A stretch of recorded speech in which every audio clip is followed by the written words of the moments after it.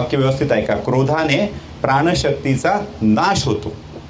जगामध्ये जेवढे प्रॉब्लेम आहेत ते सगळे रागातून आहेत. सगळे रागातून आहेत. आपल्या सुद्धा अपेक्षा पूर्ण झाल्या नाही की आपल्याला राग येतो.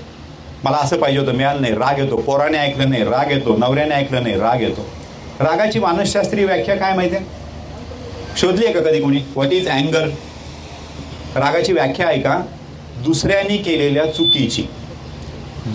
केलेल्या चुकीची स्वतःला करून घेतलेली शिक्षा म्हणजे राग. कळतंय काय? दुसऱ्याने केलेल्या चुकीची स्वतःला करून घेतलेली शिक्षा म्हणजे राग. पोरग मनासारखं वागलं नाही, बापाला राग येतो. अरे चूक तुझी नाहीये दादा, तो तसा वागलेला नाहीये. बायकोला राग येतो, नवऱ्याने मनासारखं केलं नाही. ठीक आहे, त्यांनी केलं, तू कशाला राग करून घेतेय? आणि राग आला तर हार्ट कोणाचं बंद पडणार आहे? तुझं का त्याचं? तुझं पडणार आहे.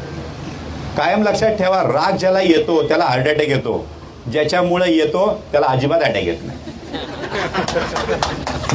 खूप महत्वाचं वाक्य सांगितलं मी. ज्याच्यामुळे येतो त्याला अटॅक येत नाही. ज्याला राग येतो त्याचा हार्ट बंद पडतं आणि त्याला अटॅक येतो. मग असं जर असेल तर आपण रागवणं हे शहाणपणाचं लक्षण आहे का मूर्खपणाचं लक्षण आहे? त्यामुळे रागवायचं नाही. प्रत्येक गोष्ट शांतपणे सांगायची. आणि कुठली परिस्थिती जर रागावर नियंत्रित करायची असेल ना तर 30 सेकंड फक्त स्वतःला शांत ठेवायचं.